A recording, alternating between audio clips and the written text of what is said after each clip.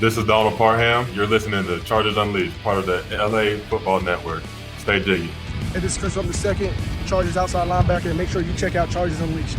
Shout out to Chargers Unleashed, Sebastian Joseph Day, you know the vibes, we outside. You checking in with Mike Williams from the LA Chargers, and you're tuning in to Chargers Unleashed. You're listening to the Chargers Unleashed podcast with your host, Dan Wolkenstein and Jake Hefner. Welcome to another edition of Chargers Unleashed. Jake Hefner and Dan Wolkenstein here with you from the LAFB Network. Today's show, of course, being brought to you by BetOnline, Charger Bowl Family, and Rock Solid Sports Memorabilia. If this is your first time tuning into the show, make sure to hit that like and subscribe button on YouTube. You can also follow us on Facebook, Twitter, Instagram, Spotify, and Apple Podcasts. Dan Wolkenstein. It is Tuesday, April 4th. We are 23 days away. I knew you had that ticker just ready to go. If it was good enough to where this brain could literally be counting the seconds, I probably would have gone that in depth to it, but I'm not that big of a psycho. But we are still 23 days away from the 2023 NFL draft. We've got it. It's weird, Dan, because I know that's just, it's just 3 short weeks away.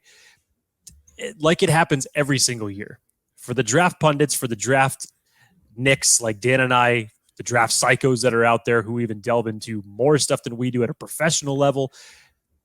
From today to the 27th is going to feel like a damn eternity.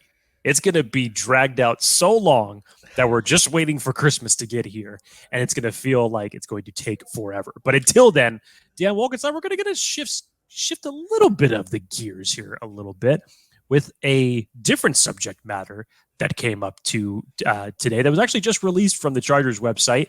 Dan, talk to us a little bit about what we're getting into today. So, thankfully, the Chargers social media team and their digital content team is among the best in the industry, not just in sports, but in the industry. And they came out today. Brett Kollman, who recently aligned with the Chargers, I believe he does the Film Room, has his own YouTube channel, and also does some stuff for the Chargers now, came out with a 2-part series. Part 1 is now launched. I think part 2 is coming up, where they dive into the Chargers offense and what it's going to look like under new offensive coordinator Kellen Moore. And they get into the weeds, and they get into the great weeds. And the first one came out today, which focused on the running game. And there is a lot to take away from this. For folks who have not gone and seen it, please go check it out. That Chargers put up on their social media. You can see it on their YouTube. I'm sure you subscribe to it. So much was talked about, and I think so much was not talked about that if you read between the lines, which we're going to do today, there are mighty implications when it comes to roster, when it comes to scheme, when it comes to personnel groupings you might see, an overall mindset that the Chargers offense will most likely take with it in 2023 alongside of Kellen Moore. So all things rushing game for the Chargers 2023 edition under new Kellen Moore. That's what we're talking about today. Jake, before we get into this, over or under how many tight ends the Chargers are going to take in this year's draft now that you've watched this video? Man, way to bury the lead with your line here. Let me change it. Over under 1.5 rounds before a tight end is taken. That's better. God, people are probably screaming at the screen right now based on the social argument that has been made with the tight end position and the priorities for the Chargers going into this draft. You're not wrong. So you said over under 1.5 for the rounds. I'll go over on that. I just think I'm still steadfast in my priorities for the Chargers in the draft. And again, this tight end class is deep. It's one of the best that we've seen in years. And as we get into this discussion about Brett Kollman's breakdown video, it may just give you a little bit better of an idea as far as where the tight end position is going to be prioritized. Don't shoot the messenger. Don't shoot the messengers. Exactly. We're not saying it. We're just dissecting somebody else. We're saying what they said and then dissecting that. Yes, exactly. But Jake, talk about our friends over at BetOnline real quick.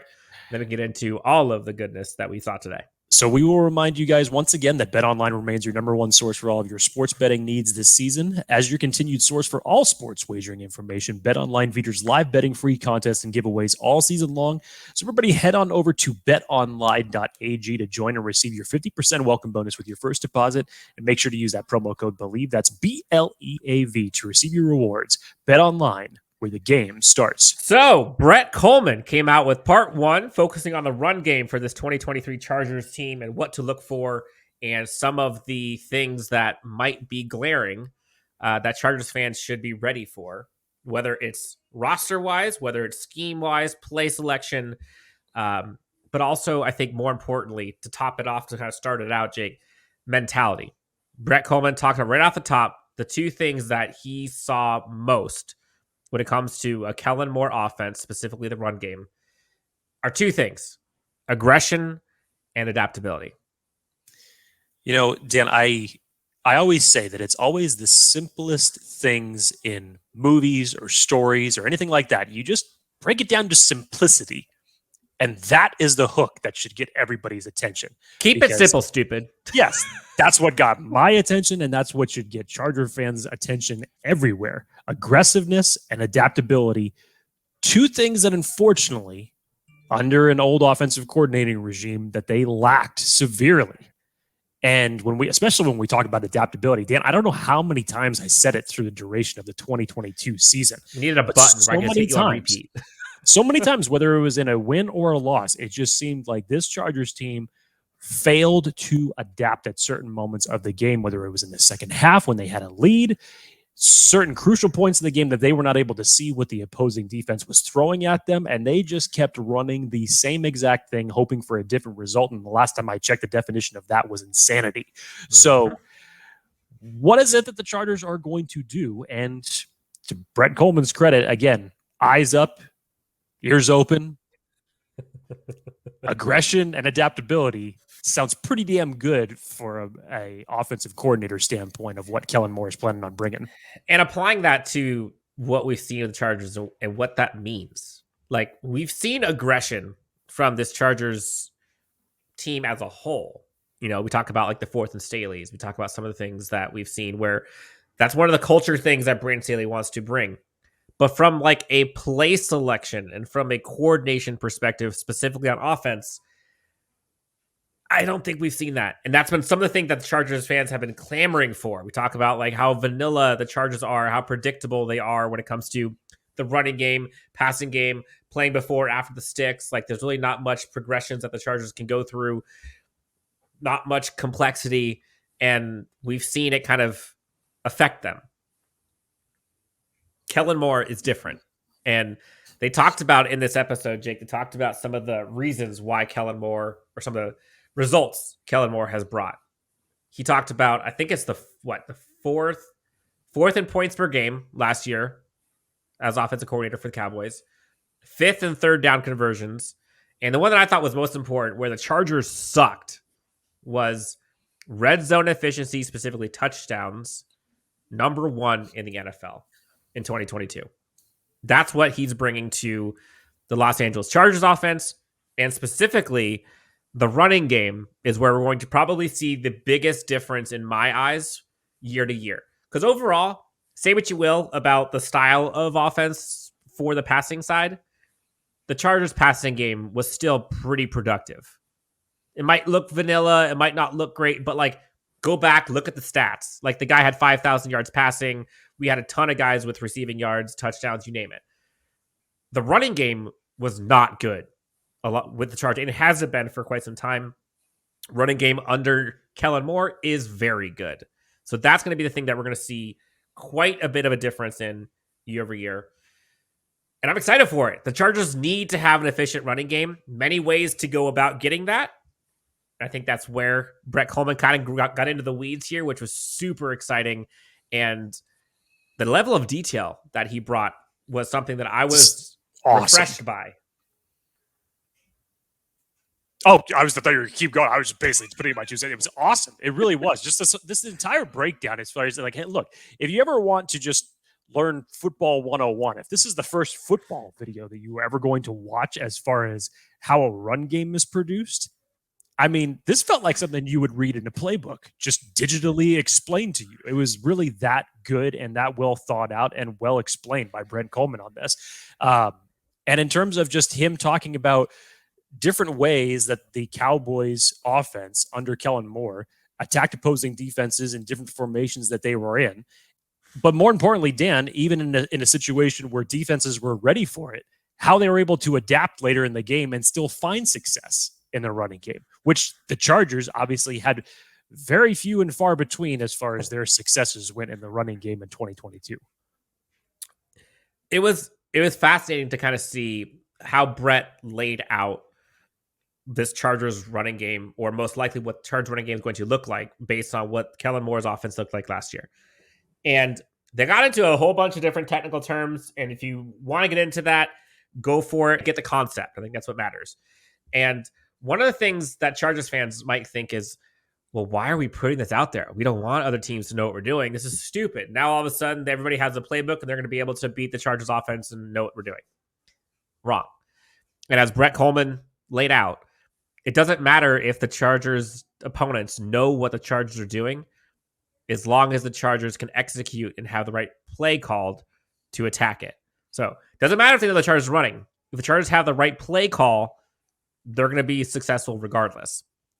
They explain exactly why. But one of the things I thought was really interesting with this, Jake, was they talked about kind of the tendencies that Kellen Moore and the offense had in Dallas last year, and specifically around some of like the personnel groupings. And, overall, it was a pretty balanced offense. 47% run to pass ratio for the Cowboys last year. But when you look at specific groupings and personnel, that's where things become pretty telling. There was a big difference between 12 personnel and 11 personnel as far as how often they ran the ball. I can't remember what it was on 11 personnel, but I think he said it was just over 63% of the time that they were in 12 personnel. Yep. That they ran the football.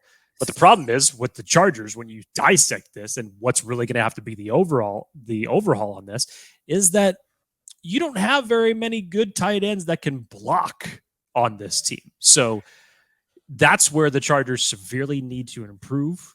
You had drafted Trey McKitty for this very reason, considering what he was known for in college, and he hasn't quite gotten there yet. Obviously, Jared Everett is known more for his pass-catching capability.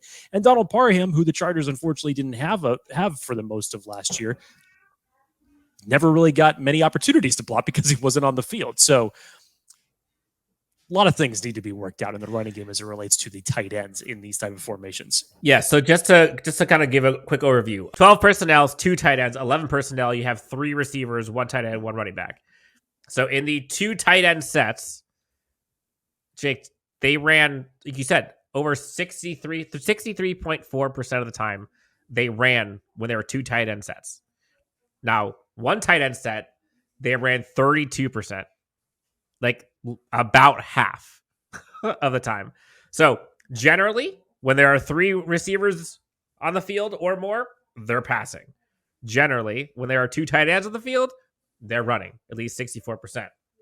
And so I think what's important to note here is roster, what the Chargers currently have, and what a Kellen Moore offense typically has.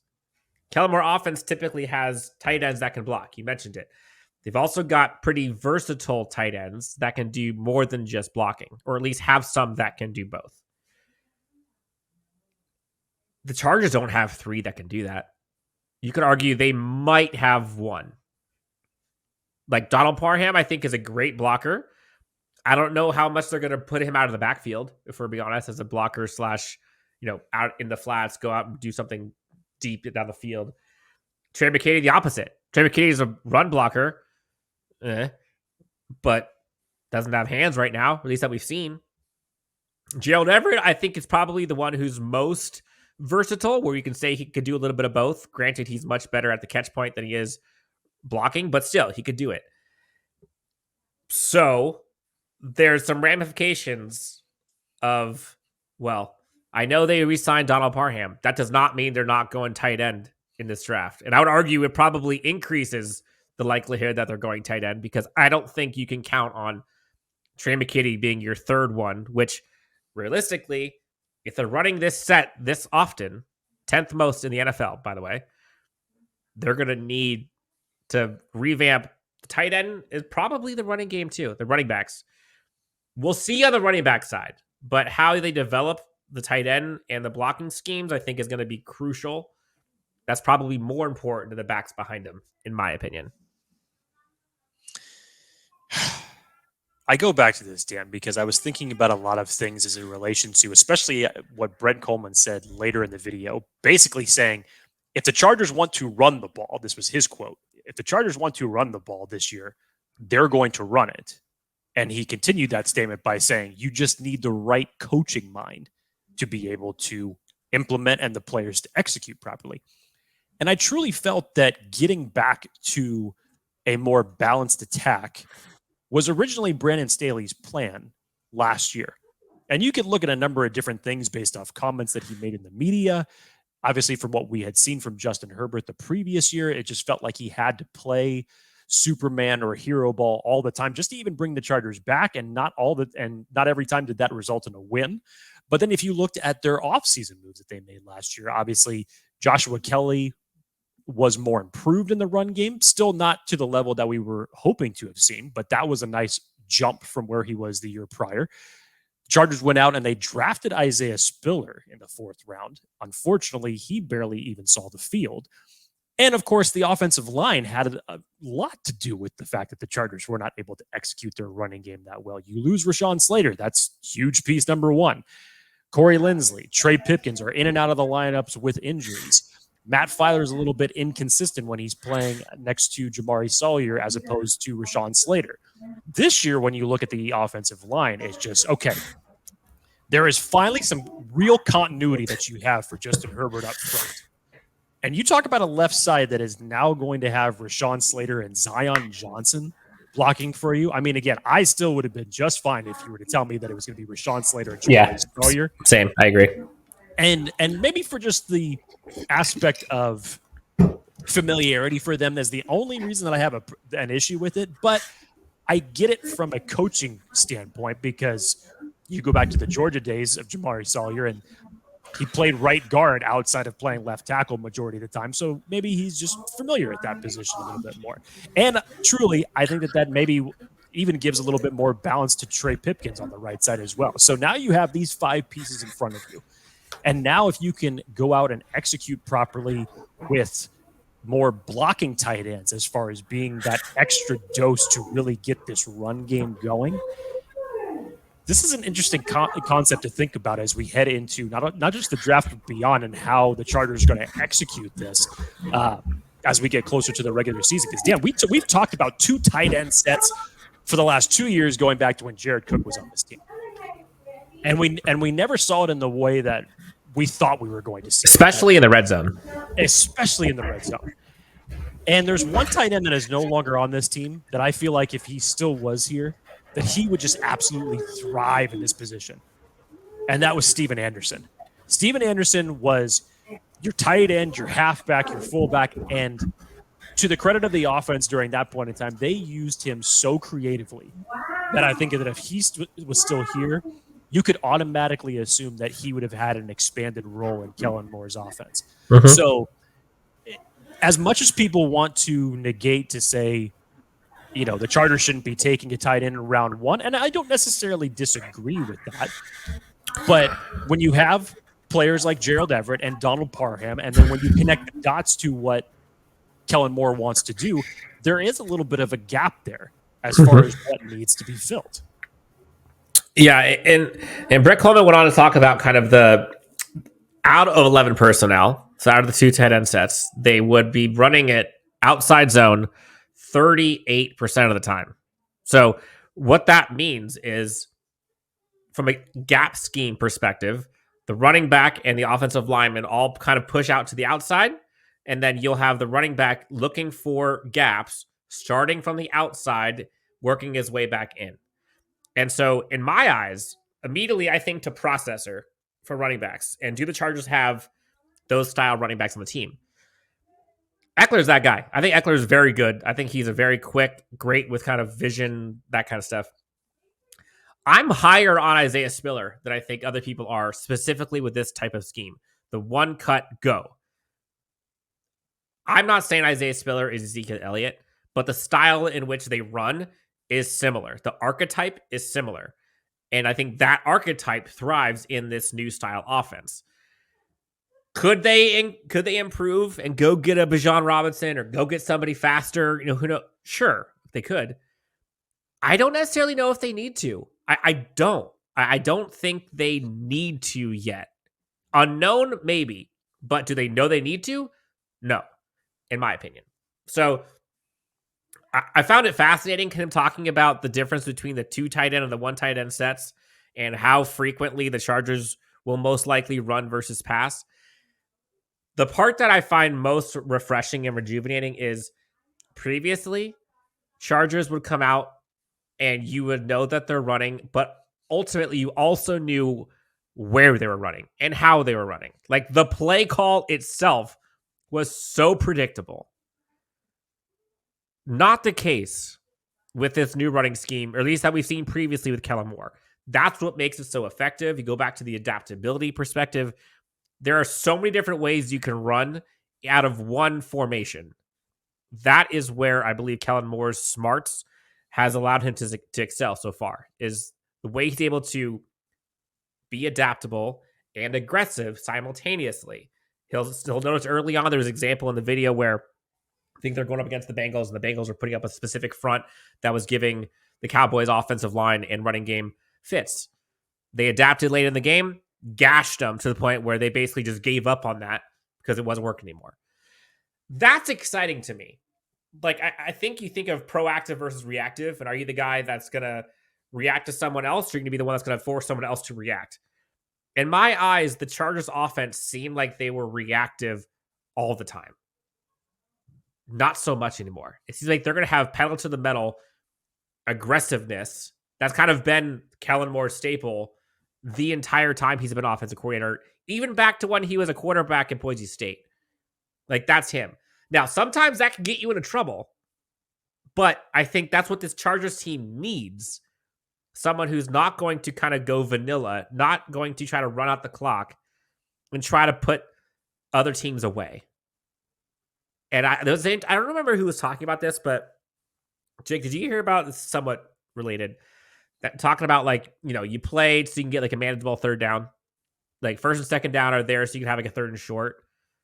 And like philosophically, to me, it seems like Kellen Moore's like, F that.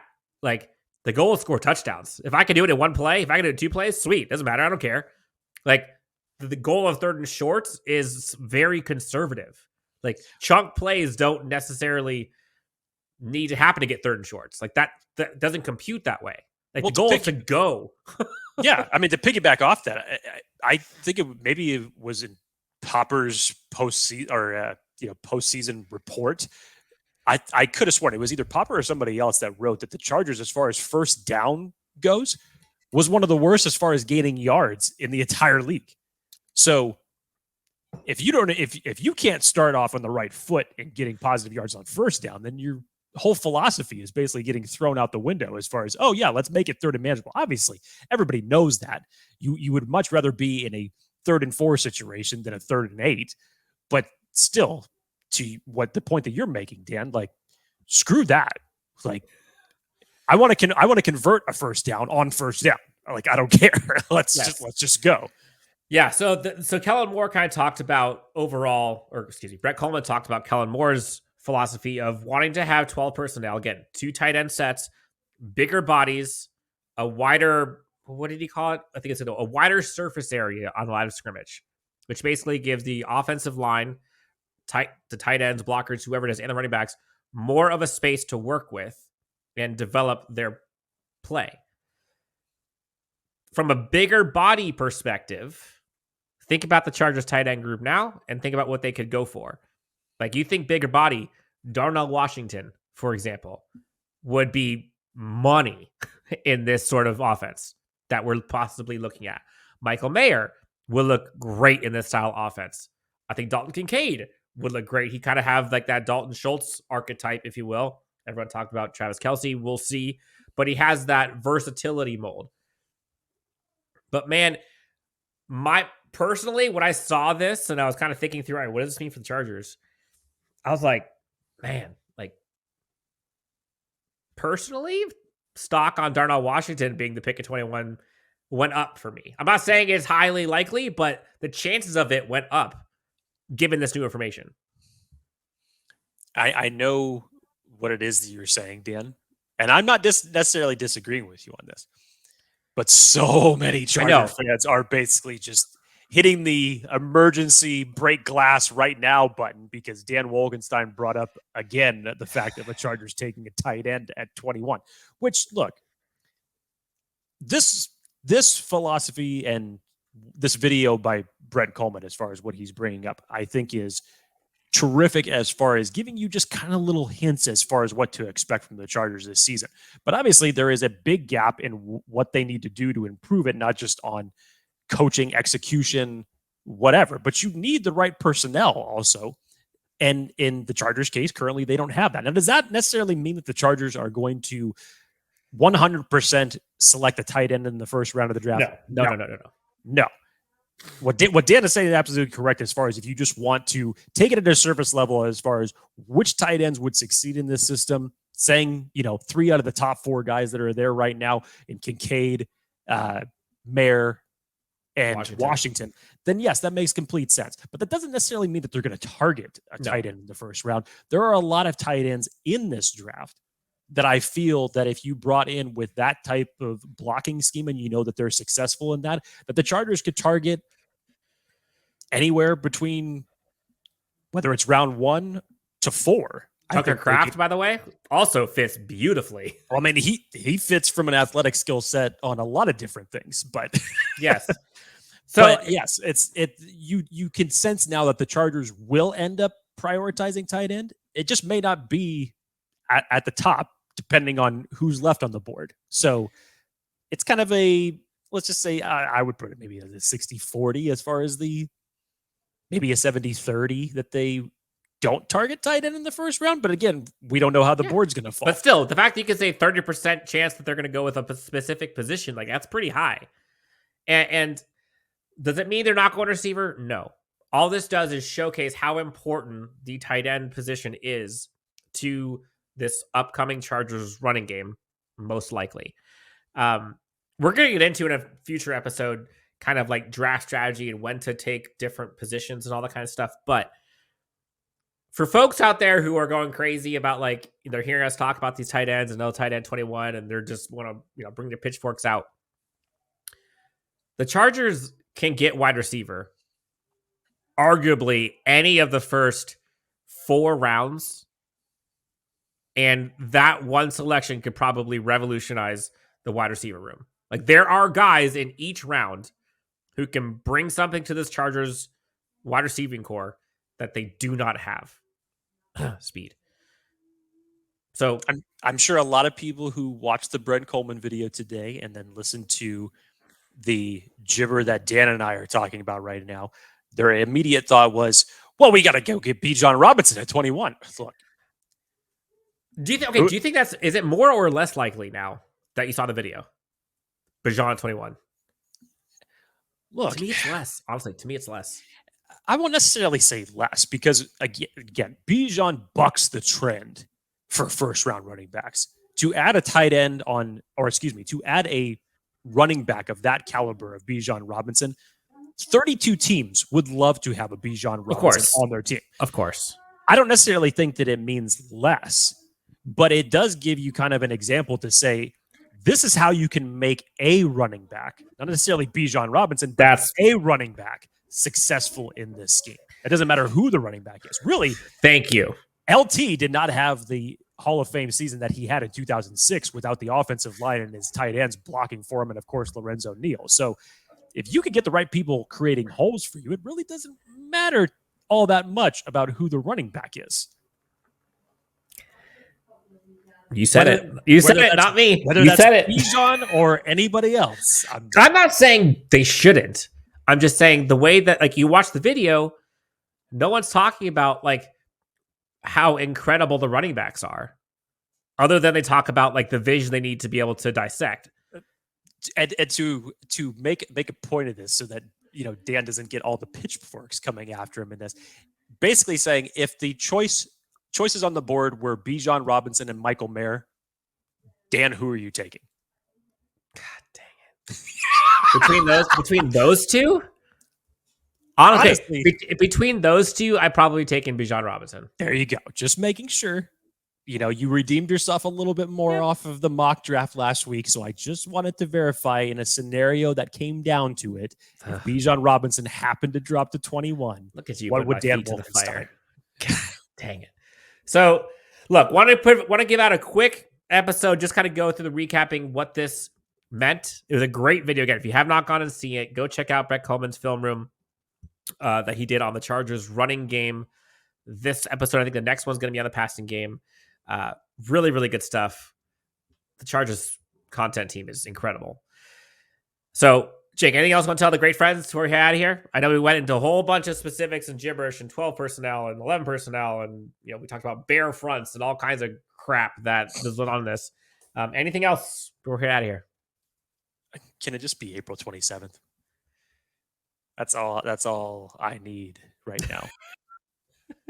I know I've said it a few times before, and I normally say it during draft season. I need the DeLorean, and I need the DeLorean now. Okay, well, I want to sing that song, but I have a terrible voice, so I'm not going to do it. But you all know what song I'm thinking. You got what I need. Jake, you can find him at Jake D. Hefner, myself at Dan W. Sports. Guys, gals, thank you so much for tuning in to Chargers Unleashed. This has been a fun one. We'll talk to you next time as we go through all things draft strategy, who to draft, where to draft, when to draft, all that coming up next.